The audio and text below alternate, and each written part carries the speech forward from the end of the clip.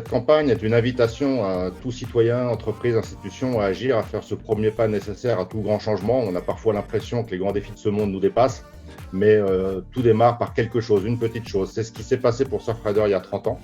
Et donc, on remercie Willy Bimen de nous avoir proposé cette campagne qui permet effectivement finalement d'inciter, d'inviter et de convaincre chacun qu'il peut faire quelque chose à son niveau et à son échelle. Il y a sûrement beaucoup de manières de traiter ce sujet de la pollution marine en communication. Nous, en fait, ce qu'on a constaté au départ, c'est que maintenant, en 2020, les gens savent, il y a une vraie conscience du problème.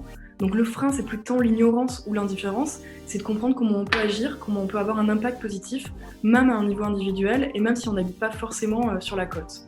Et c'est de là qu'est né le Just One Thing, un message simple qui parle à tout le monde, qui ne culpabilise personne. Si chacun fait un petit peu, en fait, à la fin, ça fera beaucoup.